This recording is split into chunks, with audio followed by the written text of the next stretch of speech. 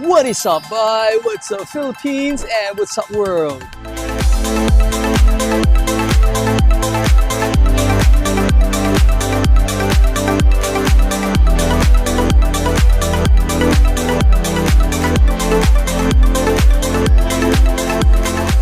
Ayan, nakabalik na ulit tayo sa Rusi, bye. Para tingnan yung mga bagong dating na motor nila. So, study ka lang dyan. At saka, huwag mong kalimutan mag-like, share, and subscribe sa mga videos natin. Alright?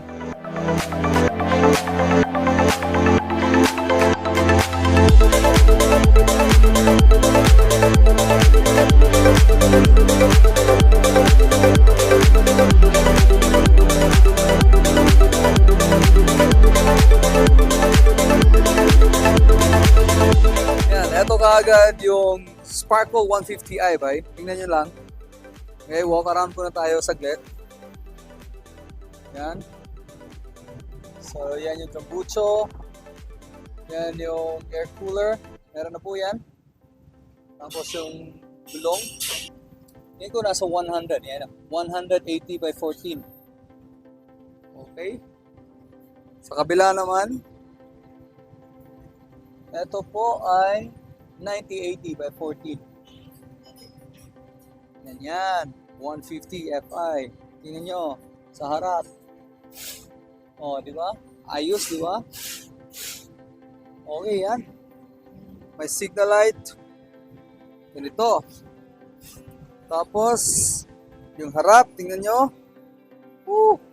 Galing, di ba? Ito yung switch ng ilaw. Ito yung kill switch, oh. Yan. Tapos, etong A, ano kaya ito, no? Tingnan natin mamaya pag nabuksan na to. Starter.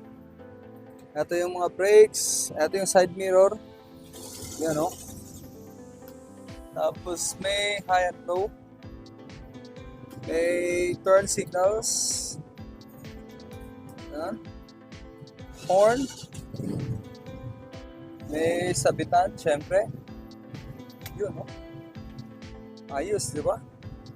Ito nga lang, hindi siya keyless, no? Dito naman sa likod. Ito yung itsura niya. Sino kaya may gusto nito, no?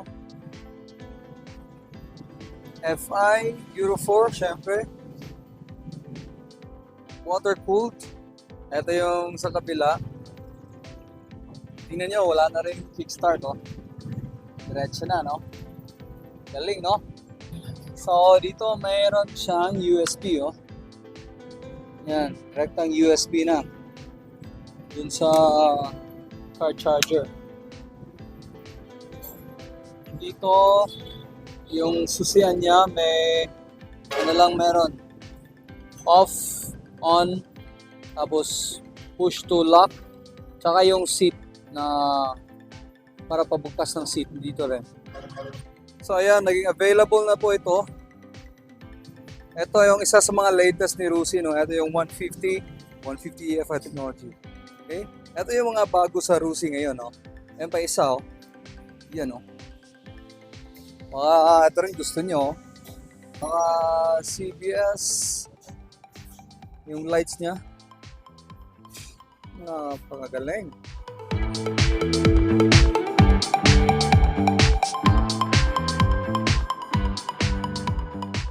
Yan yung mga bago sa Rusi ngayon. Dito muna tayo sa Sparkle 150. Ayos to, ba? Tapos yung specs, tingnan nga natin yung specs ito.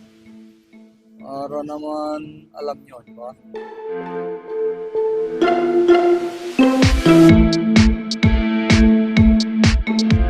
Ayan, masubukan natin to ngayon, ba? So, tingnan natin kung gaano ba ka-responsive, ano ba yung mga okay niya, di ba? Tingnan natin. Turn on. Yun, no? Ang galing, no? Yung start niya nga, yun, di na tumutunog, oh. Diretso na, di ba? Ayun, oh. Anyway, matingnan nga natin. Tara!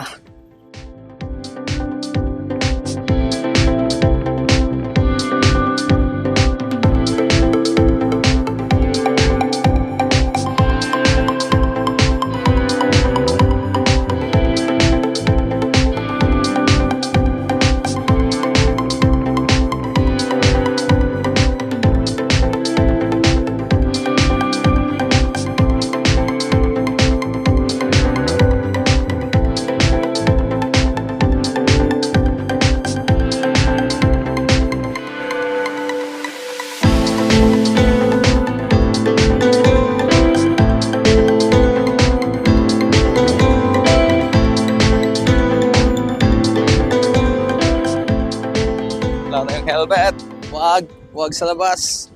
O, di ba? Ayos. Di naman pareho nung carburetor, no? Na 125. Medyo responsive naman siya. So, tingin ko, okay talaga tong motor na to. Papatok. Ibig mong sabihin, papatok tong motor na to sa, ano, sa labas. Di ba? So, ayan nga, 150 EFI. Naka-water cooled. Susi lang din.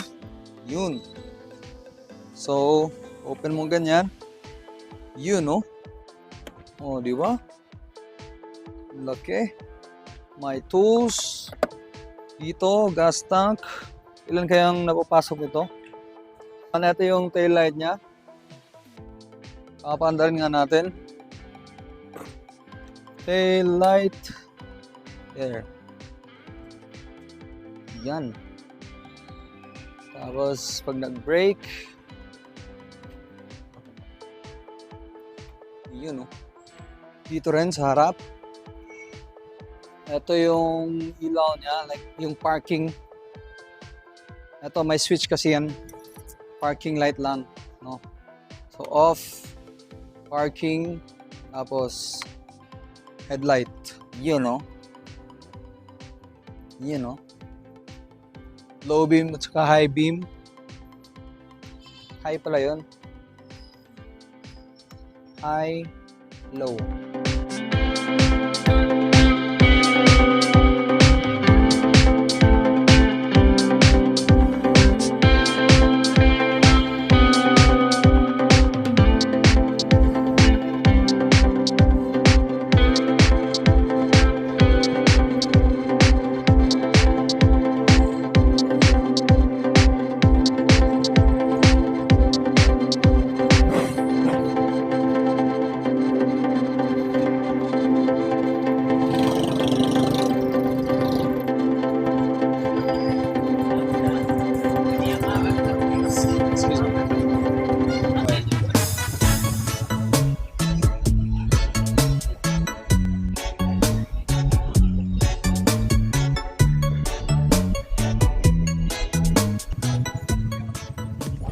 Ayan ba, so tapos na tayo. Solin natin to sa may-ari.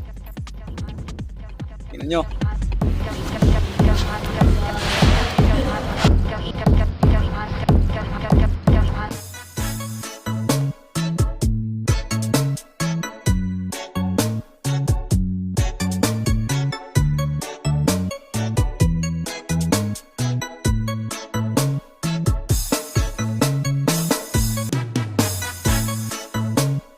Thank you. Thank you.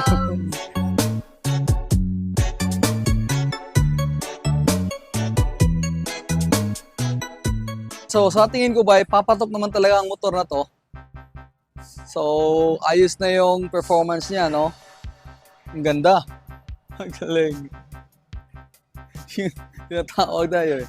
Yan nga yung masasabi ko ngayon, parang okay naman talaga yung dating niya, tsaka yung performance niya. Lahat na, all-in package, no? Pati yung mga materials na gamit niya, magaling talaga. Yan po. So anyway, hanggang dito lang muna yung video natin sa araw na to, Bay. Maraming salamat ulit sa iyong panunood dito sa Bay Moto. Ito pa rin po ang inyong pambansang Bay na si Bay Jihay. Lagi pong tandaan, ang buhay ay mahalaga. Kaya drive safe po. Ingat.